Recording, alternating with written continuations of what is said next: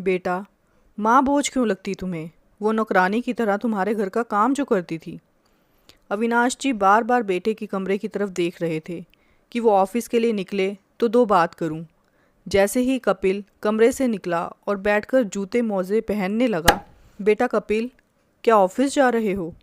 कपिल ने कोई उत्तर नहीं दिया तो वो दोबारा हिचकिचाते हुए बोले, वो मुझे कुछ कहना था। अब कहते हुए अच्छा तो नहीं लग रहा कि एक बाप बेटे से फरमाइश करे, क्योंकि बच्चे पिता से फरमाइश करते हैं, तो समझ में नहीं आ रहा कि कैसे कहूँ। कपिल चिढ़ते हुए बोला, पापा, जूते मोजे पहनकर सोने तो जाऊंगा नहीं। आपकी तरह मुझे इतना आराम कहाँ है कि दिन भर घर में बैठो और सब कुछ सामने मिल जाए। देख तो रहे हैं कि तैयार हो रहा हूँ तो दफ्तर ही जाऊँगा, और मेरे मना करने से आप कौन सा रुकेंगे? जो कहना है साफ साफ कहिए। मेरे पास वक्त नहीं है। वो रुक रुक कर बोले, बेटा आप कैसे कहूँ? तुम्हारी माँ रहती तो मैं तुम्हें इतनी तकलीफ़ नहीं देता।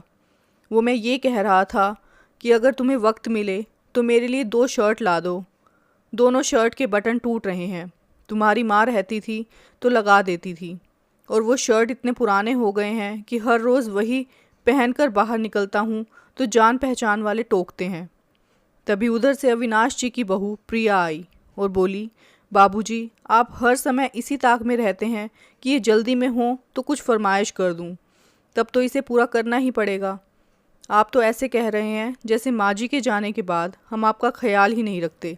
ऐसे तो आप शेर बने घूमते थे, अब क्या हो गया? अब क्यों भीगी बिल्ली बनकर बेटे से कह रहे हैं? और मुझे माँ जी की तरह खाली मत समझना कि दिन रात चूल्हा चौका करूं और फिर सबके शर्ट के बटन लगाती रहूं।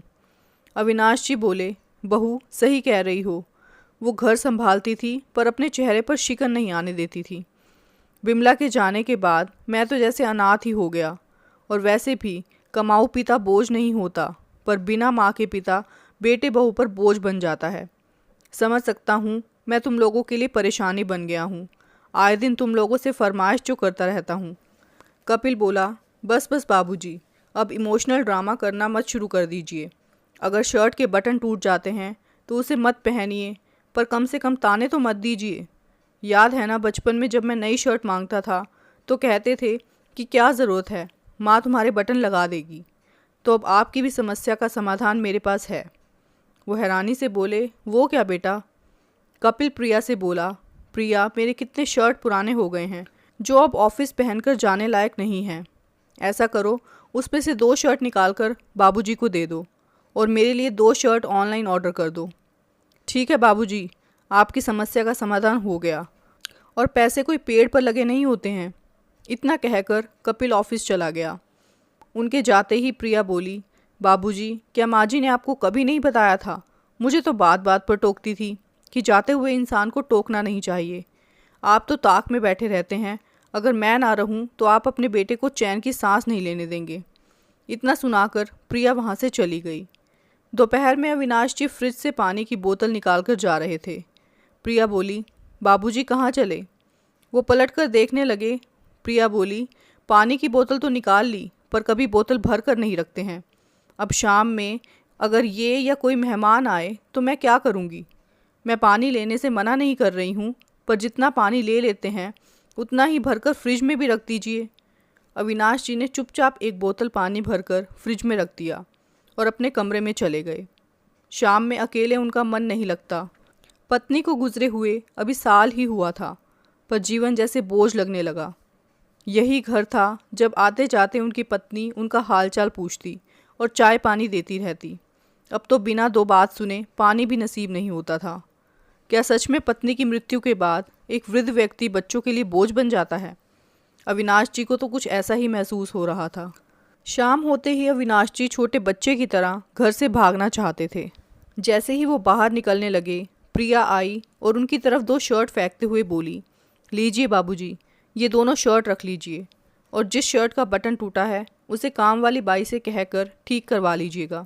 शायद उसे आप पर दया आ जाए, क्योंकि मुझसे ये सब काम नहीं होगा। अविनाश जी ने चुपचाप खुशी से एक शर्ट को खूंटी पे टांग दिया और दूसरी को पहनकर बाहर पार्क में अपने जैसे कुछ वृद्ध व्यक्तियों के साथ बैठने चले गए। वहाँ उनका मन हल्का हो जाता था। वहीं उनके एक मित्र राजेश जी भी बैठे थे। बातों बातों में वो बोले, अविनाश जी, ये शर्ट क्या आपके बेटे की है? क्योंकि एक रोज़ वो मेरे बेटे से मिलने घर आया था, तब मैंने उसे पहने हुए देखा था। बेटे को ये रंग बड़ा पसंद आया था, उसने चर्चा भी की थी, इसीलिए ये शर्ट मुझे याद है। अविनाश जी एक पल के लिए शर्मिंदा हुए और फिर मुस्कुराकर बोले, राजेश जी अब क्या बताऊं, बेटा ज़िद पर अड़ा था कि बाज़ार चलिए 2-3 नए शर्ट खरीद लीजिए। मैंने कहा रोज़ दफ्तर जाते हो और 2-3 महीने में ही अपने पहने हुए शर्ट छोड़ देते हो, क्यों पैसे बर्बाद करना, और मुझे कहाँ जाना है तो मैं पहन लेता हूँ। पता है आपको मान ही नहीं रहा था, बड़ी मुश्किल से माना है। इतना कहकर बेचारे झूठी हंसी दिखाने लगे। कुछ घंटे बाद घर लौटकर आए और शर्ट खोलकर खूंटी पे टांग दी और अपनी पुरानी शर्ट पहन ली। थोड़ी देर बाद बेटा दफ्तर से लौटा तो बहू ने उसके लिए गर्मा गर्म चाय पकोड़े बनाए। वहीं अविनाश जी भी थोड़ी दूर कुर्सी पर बैठे थे। प्रिया ने चाय के साथ उन्हें 2 ब्रेड दी और बोली, बाबूजी तेल की चीज़ें आपको हज़म नहीं होंगी, इसीलिए आपको पकोड़े नहीं दिए। इतना कहकर वो पति के पास जाकर बैठ गई। कपिल अपने पिता की तरफ देखते हुए बोला, बाबूजी क्या प्रिया ने आपको शर्ट नहीं दी? अविनाश जी बोले, हाँ बेटा, बहू ने दे दी। फिर पहनते क्यों नहीं? अविनाश जी बोले, आज ही पहनकर नीचे गया था, पर बेटा बोला, क्या हुआ, शर्ट फट गई या कुछ दाग लगा दिया? तभी प्रिया बोली, हाय हाय बाबूजी, आपको पता है वो कितनी महंगी शर्ट थी, महीनों से ये पहन रहे थे, अभी 2 महीने पहले ही तो इन्होंने उस शर्ट को छोड़ा था।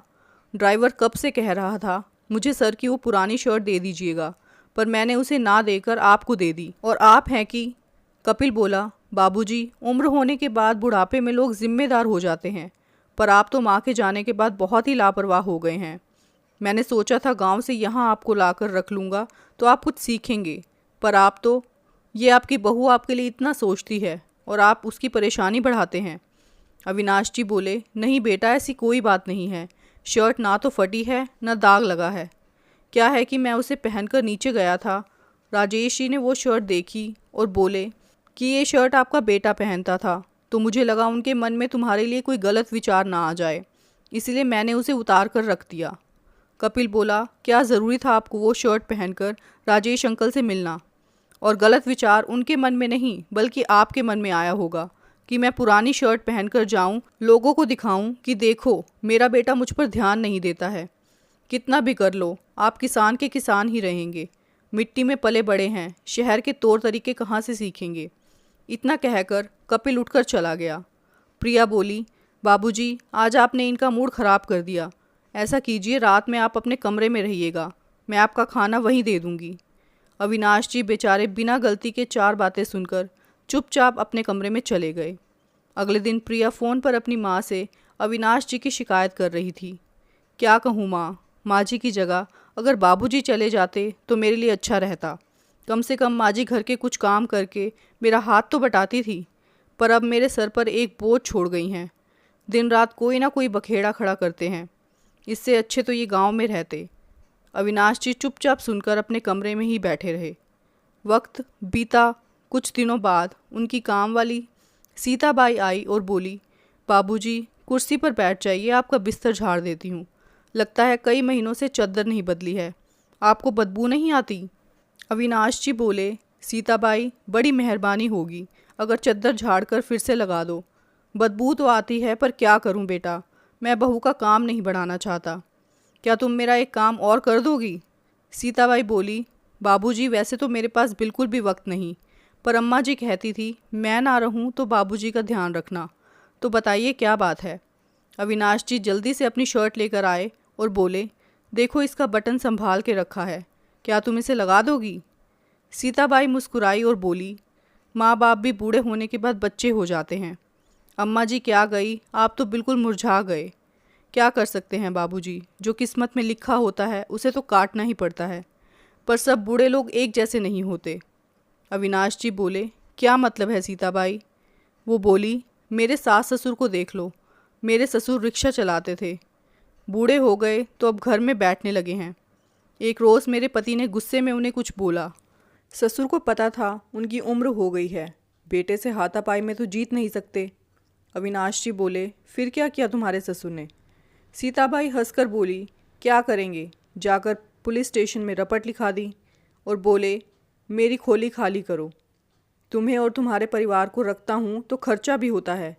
इतने खर्चे में एक बाई लगा लूँगा तो ना मुझे दिक्कत होगी ना तुम्हारी माँ को। अविनाश जी आश्चर्य से सीताबाई को देख रहे थे और बोले, तो तुम्हारे पति ने क्या कहा? सीताबाई हंसकर बोली, कहेगा क्या, आज की दुनिया में घर और राशन में कम खर्चा नहीं होता। अरे इतने पैसों में तो कितने माँ बाप को लोग खिला सकते हैं। वो दिन था और आज का दिन। आज तक मेरे पति ने उनसे ऊंची आवाज़ में बात नहीं की। ये लो बाबूजी, आपका शर्ट हो गया तैयार। अविनाश जी की जिज्ञासा बढ़ी तो वो बोले, सीताबाई एक बात बताओ, तुम्हारे ससुर ने तुम्हारे पति के साथ ऐसा व्यवहार किया, तुम्हें बुरा नहीं लगा? सीताबाई बोली, बाबूजी एक बात कहूँ, थोड़े दिन के सुख के लिए मैं अपना बुढ़ापा नहीं बिगाड़ना चाहती। आज अगर मैं अपने पति के साथ हो जाती तो हो सकता है कल को मेरा बेटा भी मेरे साथ यही सब करता। ना बाबा ना, मुझे बुढ़ापे में अपने बच्चों पर बोझ नहीं बनना। अपनी कमाई से अगर मैं बुढ़ापे तक खा सकती हूँ तो क्यों बच्चों पर बोझ बनूंगी। जो मेरा है वो जीते जी मेरा ही रहेगा। मेरे मरने के बाद ही पैसा और घर मैं अपने बच्चों को दूंगी। इतना कहते हुए वो चली गई। सीताबाई की बातों ने उन्हें सोचने पर मजबूर कर दिया कि जब एक रिक्शे वाला रिटायर होकर अपने घर में इज्जत से रह सकता है तो मैं क्यों नहीं। मैं तो किसान था, भले मुझे पेंशन नहीं मिलती, पर ये घर और बाकी की संपत्ति तो मेरी ही है। 2-3 दिन विचार किया और बेटे से बोले, मुझे तुझसे कुछ बात करनी है। बहू बोली, बात क्या होगी, फिर कोई फरमाइश होगी? कपिल बोला, बाबूजी ऐसे ही मुझ पर बहुत बोझ है, आप और मत बढ़ाइए। माँ के जाने के बाद आप बहुत परेशान करने लगे हैं। इससे बेहतर तो आप गांव में ही किसानी करते। मेरी गलती थी जो माँ के साथ आपको यहाँ ले आया। अविनाश जी बोले, हाँ बेटा, माँ बोझ क्यों लगती, तुम्हारे घर का काम जो करती थी। छोड़ो उन पुरानी बातों को, मैं वापस गांव जाना चाहता हूँ। प्रिया खुश हो गई तो अविनाश जी बोले, मैं अपना पुराना मकान ठीक करवाऊँगा, तो सोचता हूँ इस घर को बेचकर गांव का मकान ठीक करवा लूँ और फिर से किसानी शुरू करूँ। प्रिया बोली, बाबूजी ये तो सरासर धोखा है, आप मेरे घर को कैसे बेच सकते हैं? वो हंसकर बोले, धोखा और तुम्हारा घर? ये घर मैंने अपनी कुछ ज़मीन बेचकर और कुछ पर लोन लेकर लिया था, तो तुम्हारा कैसे हुआ? रिश्तों में धोखाधड़ी तो मैंने सीखी ही नहीं, पर झेली ज़रूर है। प्रिया कपिल को देखने लगी तो वो बोला, बाबूजी आपको ये सब करके क्या मिलेगा, और आखिर किसने आपके कान भरे हैं? वो बोले, मेरे कान किसी ने नहीं भरे, और एक बात कह दूं, मैं किसी पर बोझ नहीं हूँ। भले ही नौकरी नहीं करता था, पर एक किसान था, पसीने की कमाई खाता था और आगे भी खा सकता हूँ। आज जो तुम नई शर्ट और टाई पहनकर जाते हो, कभी सोचा है उसी मिट्टी और पसीने की बदौलत यहाँ तक पहुँचे हो? मेरा फैसला सुन लो, अब मैं गांव जाकर रहूँगा। मुझे फिर से खेती शुरू करने के लिए कुछ पैसे चाहिए, जो कि अब मेरे पास है नहीं। तो इस घर को बेचकर मैं तुम्हें 2 कमरों के घर के लिए पैसे दे दूँगा, और बाकी के पैसे से मैं अपनी ज़िंदगी फिर से शुरू करना चाहता हूँ। बहू बोली, बुढ़ापे में आप सठिया गए हैं, ये आपकी उम्र है ज़िंदगी फिर से शुरू करने की? अविनाश जी बोले, देख रहे हो सीताबाई को, एक घर में काम छूटता है, फिर नए सिरे से दूसरे घर में काम शुरू कर देती है, तो मैं क्यों नहीं कर सकता? मैंने किसी को कहकर 1 हफ्ते बाद की टिकट करवा ली है। 2 दिन बाद इस मकान को देखने के लिए कोई आ रहा है, तो तुम भी तैयार रहना। इतना कहकर अविनाश जी अपने कमरे में चले गए। कपिल और प्रिया को जोर का झटका धीरे से नहीं बल्कि बहुत ज़ोर से लगा। अविनाश जी के आगे पीछे दोनों घूमते रहे, परंतु वो अपने निर्णय पर अडिग रहे। आखिर वही हुआ जो उन्होंने चाहा, मकान को बेच दिया, बेटे को आधे पैसे दे दिए और वापस गांव चले गए। बेटे को परिवार के साथ न जाने कितने महीने किराए के मकान में रहना पड़ा।